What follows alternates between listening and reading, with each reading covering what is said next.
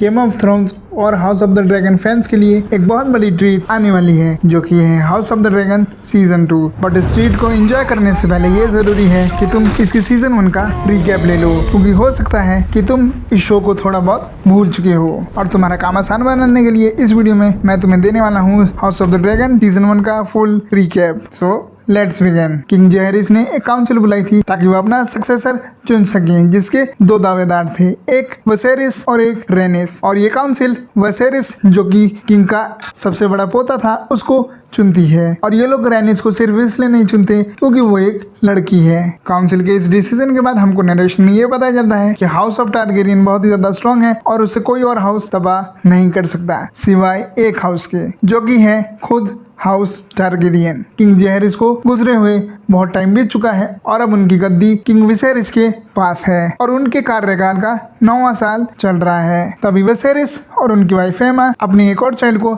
Expect कर रहे हैं और वसेरिस चाहता है कि वो एक लड़का हो ताकि उसे अपना सक्सेसर मिल जाए। और किंग वसेरिस बहुत ही ज्यादा श्योर है कि इस बार लड़का ही होगा। और उनकी एक बेटी भी है जिसका नाम है रनेरा। अपने सक्सेसर के आने की खुशी में किंग वसेरिस एक फाइटिंग टूर्नामेंट ऑर्गेनाइज करते हैं, जैसा कि हमने गेम ऑफ थ्रोन्स में भी कई बार देखा है। और इसी टूर्नामेंट के बीच एमा की प्रेगनेंसी में कुछ कॉम्प्लिकेशंस आ जाते हैं, जिसके बाद वसेरिस को बहुत ही टफ डिसीजन लेना पड़ता है और उसे चुनना पड़ता है उसकी वाइफ और उसके बेटे के बीच, क्योंकि दोनों में से कोई एक ही सरवाइव कर सकता है। और एक सक्सेसर को पाने के डेस्पिरेशन में किंग वसेरिस चुनता है अपने बेटे को, जिसके बाद उसकी वाइफ की डेथ हो जाती है। मगर इसके बावजूद भी उनका एकलौता सक्सेसर और बेटा सरवाइव नहीं कर पाता और कुछ समय बाद उसकी भी डेथ हो जाती है, जिसका मतलब ये है कि अब किंग वसेरिस के पास ना उनकी वाइफ है, ना उनकी एकलौती उम्मीद उनका सक्सेसर, सिर्फ उनके पास है उनकी बेटी रनेरा। वसेरिस अपनी पूरी काउंसिल के साथ मीटिंग कर रहा है और ये लोग डिस्कशन कर रहे हैं अगला हेयर टू द थ्रोन किसे होना चाहिए। और hand of the king Otto Hightower कहते हैं कि डेमन की नजर इस थ्रोन पे काफी टाइम से है और वो किंग वसेरिस के लिए एक खतरा हो सकता है। डेमन एक्चुअल में किंग वसेरिस का छोटा भाई होता है और इन दोनों का रिश्ता कुछ खास अच्छा नहीं होता है। और डेमन किंग वसेरिस को चिढ़ाने के लिए उसके मरे हुए बच्चे को एक दिन का राजा कहकर बुलाता है, जिसके बाद किंग वसेरिस एक और डिसीजन लेता है। वो डेमन को उसकी सक्सेसर के पोस्ट से रिमूव करता है और उसकी बेटी रेनेरा को बनाता है उसका अगला सक्सेसर। और इसके बाद वो रेनेरा को बताता है एक उनके ड्रीम या तुम कह सकते हो भविष्यवाणी के बारे में। और वो कहता है कि ऐसी भविष्यवाणी है कि मैनकाइंड का जो खात्मा होगा वो विंटर के मौसम में व्हाइट वॉकर्स के हाथों होगा। और अगर उस लॉन्ग नाइट के दौरान टारगेरियन हाउस को सरवाइव करना है तो ये जरूरी है कि उस थ्रोन पे कोई ना कोई टारगेरियन ही बैठे। जिसके बाद ऑटो हाईटावर अपनी बेटी एलिसेंट से कहता है कि किंग अभी बहुत ही ज्यादा दुखी हैं और ये सही मौका है कि तुम किंग से अपनी नजदीकियां बढ़ाओ, क्योंकि यही एक तरीका है जिससे हाउस ऑफ हाईटावर थ्रोन के एक कदम नजदीक जा सकता है। और क्योंकि एलिसेंट रेनेरा की बेस्ट फ्रेंड थी तो उसे ये चीज थोड़ा ऑड लग रहा था और वो ऐसा कुछ नहीं करना चाह रही थी, बट अपने फादर के प्रेशर में आके उसे ये चीज करनी पड़ी और वो किंग वसेरिस के करीब आने के मिशन में कामयाब भी हो जाती है। 6 महीने बाद लॉर्ड कोरलिस वरेलियन, जो कि हस्बैंड होते हैं प्रिंसेस रेनिस के, वो एक दिन अचानक काउंसिल में आ जाते हैं और राजा से कंप्लेन करते हैं कि उनकी शिप्स डिस्ट्रॉय हो चुकी हैं और उनके लोगों की मौत हो चुकी है स्टेपस्टोन्स के अंदर ट्रायर्की के द्वारा। ट्रायर्की एक अलायंस है एसोस की 3 फ्री सिटीज का, जिनका नाम है मीर, लीस और ट्रायोस। मगर ये बात सुनकर किंग वसेरिस कोई एक्शन लेने से मना कर देते हैं, क्योंकि अगर वो लोग ट्रायर्की पे अटैक करेंगे एक लड़ाई की शुरुआत होगी फ्री सिटीज के साथ। और तभी रेनेरा चिल्ला के बोलती है कि आप ऐसा नहीं कर सकते और आपको इसके बारे में कुछ न कुछ करना चाहिए। और ये बात सुनकर सभी लोग शॉक हो जाते हैं और कुछ समय बाद रेनेरा को ये काम दिया जाता है कि वो एक नया किंग्स गार्ड को चुने, जो कि रेनेरा और हाउस टारगेरियन को हर खतरे से बचाएगा। और इवेंचुअली नया किंग्स गार्ड होता है सर क्रिस्टन कोल। कुछ समय बाद हमको पता चलता है कि किंग को आयरन थ्रोन पे बैठने की वजह से एक कट लग चुका है, जो कि समय के साथ और भी ज्यादा खराब होगा। किंग वसेरिस एलिसेंट के साथ कुछ बातें कर रहे होते हैं, तभी ऑटो हाईटावर वहाँ पे आके वसेरिस को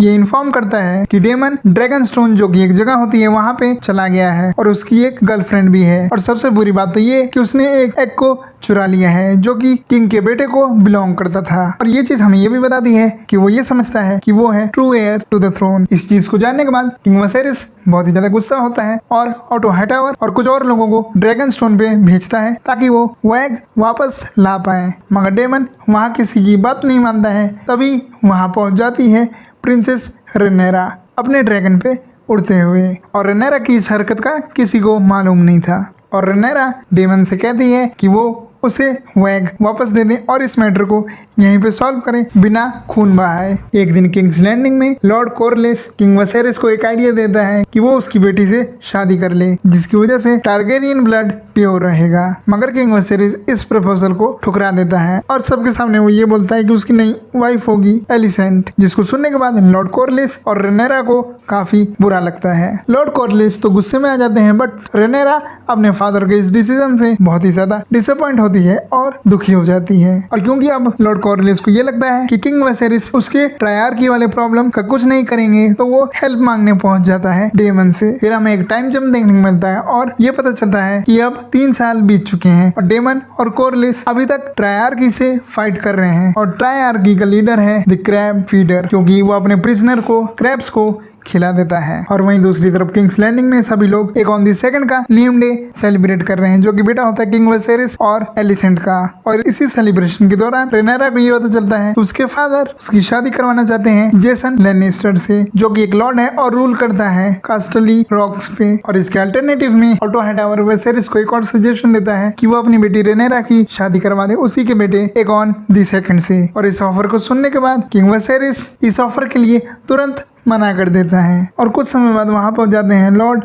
लाइनो स्टॉर्म, जो कि मास्टर ऑफ लॉ होते हैं, और वो किंग वसेरिस को सजेस्ट करते हैं कि वो रेनेरा की शादी करवा दें लेनोर से, जो कि बेटा होता है लॉर्ड कोरलेस का, जिससे जो उन दोनों के बीच थोड़ी सी दरार आई थी वो भी ठीक हो जाएगी। और ये सजेशन सुन के किंग वसेरिस बहुत ही ज्यादा खुश हो जाते हैं। और इस सेलिब्रेशन के खत्म होने के बाद किंग वसेरिस लॉर्ड कोरलेस और डेमन के लिए री-इन्फोर्समेंट भेजता है ताकि उनकी हेल्प हो सके ट्रायर्की से चल रही फाइट में। तो ये खबर जानने के बाद डेमन बहुत ही ज्यादा गुस्सा हो जाता है और वो कहता है कि उसे वसेरिस की हेल्प नहीं चाहिए, और वो पूरी ट्रायर्की को अकेले ही खत्म कर देता है और क्रैब फीडर को एक बैटल में मार देता है। जिसके बाद किंग्स लैंडिंग के अंदर रेनेरा और वसेरिस कुछ बातें कर रहे होते हैं, जिसमें रेनेरा अपने फादर को अपने मन की फीलिंग्स बताती है और वो उनसे पूछती है कि क्या वो उसे रिप्लेस करना चाहते हैं। जिसके जवाब में वसेरिस कहता है कि वो जो भी ये सब कर रहा है वो हाउस टारगेरियन के लिए कर रहा है और रेनेरा के लिए कर रहा है, ताकि उसका जो क्लेम है थ्रोन पे वो और भी ज्यादा स्ट्रॉन्ग हो जाए। जिसके बाद डेमन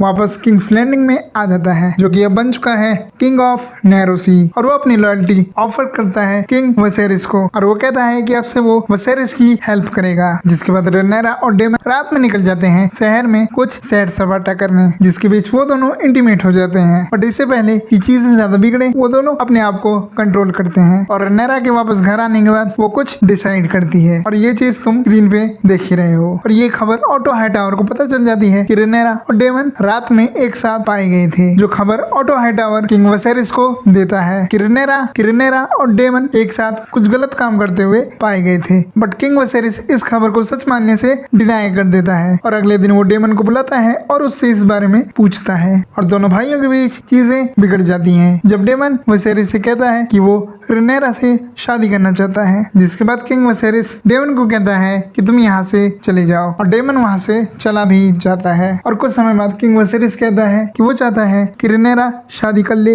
लियोनोर से, जिसके लिए रेनेरा एग्री भी कर जाती है। और कुछ समय बाद वसेरिस को ये पता चल जाता है कि ऑटो हाईटावर का प्लान ये था कि वो अपनी बेटी एलिसेंट के थ्रू थ्रोन के और करीब आ सके, जिसके लिए उसने एलिसेंट का यूज किया था। और ऑटो हाईटावर ये नहीं चाहता कि रेनेरा हेयर टू द थ्रोन रहे, और उसे ऐसा लगता है कि यही रीजन है कि ऑटो हाईटावर ने रेनेरा पे इल्जाम लगाया। जिसके बाद वसेरिस ऑटो हाईटावर को उसकी हैंड ऑफ द किंग की पोजीशन से डिसमिस कर देता है, और वहीं दूसरी तरफ डेमन अपनी वाइफ को मार देता है। वहीं दूसरी तरफ किंग वसेरिस रेनेरा और नए hand of the king strong जाते हैं ड्रिफ्ट मार्ग, ताकि वो लोग रेनेरा और लेनोर की शादी की बात कर सकें। और जब लियोनोर और रेनेरा अकेले होते हैं तो वो लोग कहते हैं कि हम ये शादी इसलिए कर रहे हैं ताकि हमारे पेरेंट्स की विश पूरी हो और हमारे हाउसेस और स्ट्रॉन्ग बन जाए। और उन दोनों के बीच एक एग्रीमेंट होता है कि वो लोग सीक्रेटली अफेयर्स कर सकते हैं, और उन दोनों के सीक्रेट अफेयर्स चल भी रहे थे। रेनेरा की रिलेशनशिप थी सर क्रिस्टियन कोल के साथ, वही लेनोर की रिलेशनशिप थी जॉफरी नाम के एक कैरेक्टर के साथ, और और कुछ समय बाद सर क्रिस्टन कोल एक्सीडेंटली अपने अफेयर को कन्फेस कर देता है एलिसेंट के सामने, जब वो पूछती है कि क्या रेनेरा और बन के बीच कोई अफेयर है। और ये खबर जानने के बाद एलिसेंट को बहुत ही ज्यादा बुरा लगता है और ये खबर वो दे देती है विसेरिस को। लेटर उसी दिन किंग्स लैंडिंग के अंदर एक जश्न होता है रेनेरा और लेनोर के लिए, जिस पार्टी के अंदर एलिसेंट पहुंचती है ग्रीन गाउन पहन के। हाउस ऑफ हाईटावर में ग्रीन कलर सिंबलाइज करता है बैटल और वॉर को, और इस चीज से हमें ये दिखाने की कोशिश की गई कि ये शुरुआत है एक लड़ाई की। मगर ये पार्टी में खुशियों का माहौल ज्यादा देर तक नहीं रहता है, क्योंकि जॉफ्री को ये पता चल जाता है कि क्रिस्टन कोल का अफेयर है रेनेरा के साथ। जिसके बाद जॉफ्री क्रिस्टन कोल को कन्फ्रंट करता है और इन दोनों के बीच में लड़ाई होने लगती है और माहौल थोड़ा गर्म हो जाता है और अंत में क्रिस्टन कोल जॉफ्री को मार देता है और इसी बीच रेनेरा और लिनोर की शादी हो जाती है। और दूसरी तरफ क्रिस्टन कोल को अब ये लगता है कि उसकी इस गलती के बाद उसको किंग्स गार्ड की पोजीशन से हटा दिया जाएगा और किंग्स लैंडिंग से भी निकाल दिया जाएगा, इसीलिए वो सुसाइड करने की कोशिश करता है। मगर तभी एलिसेंट वहाँ पे पहुँच के उसे बचा लेती है और इसी के बीच हमें ये पता चलता है कि किंग की तबीयत और भी ज्यादा खराब हो रही है। फिर हमें 10 साल का टाइम जंप दिखाया जाता है और इन 10 सालों में काफी कुछ बदल चुका होता है।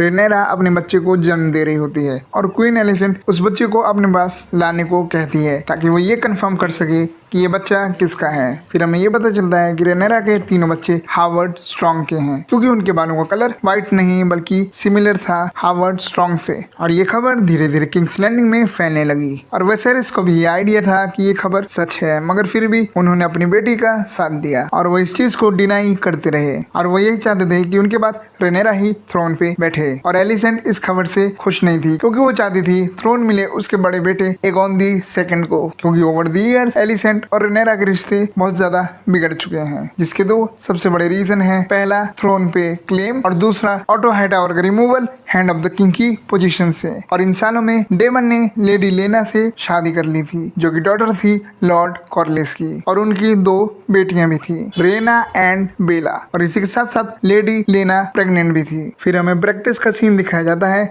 जिसके अंदर हावर्ड स्ट्रॉन्ग और क्रिस्टन कोल के बीच में फाइट हो जाती है, क्योंकि क्रिस्टन कोल रेनेरा के बच्चों के बारे में कुछ भला बुरा कहता है, जिससे हमें ये पता चलता है कि क्रिस्टन कोल भी अब रेनेरा से नफरत करने लगा है और वो अब एलिसेंट की साइड हो चुका है, क्योंकि एलिसेंट ने ही उसे सुसाइड से बचाया था। उसी दिन लॉर्ड लायनोल, जो कि हैंड ऑफ द किंग थे और हावर्ड स्ट्रॉन्ग के पिता थे, वो किंग के पास पहुंच जाते हैं और वो हैंड ऑफ द किंग की पोजीशन छोड़ना चाहते हैं, क्योंकि उनके बेटे ने क्रिस्टन कोल से फाइट की थी। मगर किंग उसको एक्सेप्ट करने से मना कर देते हैं और उसे बोलते हैं कि तुम अपनी ड्यूटी कंटिन्यू करो। जिसके बाद हैंड ऑफ द किंग और उसका बेटा अपने घर हेरन हॉल की तरफ निकल जाते हैं। इसके बाद हैंड ऑफ द किंग का एक और बेटा लैरिस, जो कि क्लोज आ चुका है क्वीन एलिसेंट के, वो अपने बाप और अपने भाई को रास्ते में मरवा देता है, क्योंकि एलिसेंट ये चाहती थी कि उसके पिता ऑटो हाईटावर ही दोबारा हैंड ऑफ द किंग बने और इस भाई का कुछ बड़ा रोल हो सकता है house of the dragon season 2 में। वहीं दूसरी तरफ हमें ये पता चलता है कि लेडी लेना हार्ट लेवर में जा चुकी हैं और जैसे एक समय पे वेसेरिस को हार्ड डिसीजन लेना पड़ रहा था कि अपनी वाइफ और अपने बच्चे में से किसी एक को बचाना है, वैसी ही कुछ सिचुएशन अब डेमन के सामने भी आ चुकी है। मगर तभी लेडी लेना अपने ड्रैगन वेगार के पास जाके उसे कमांड करती हैं कि वो उसे जलाकर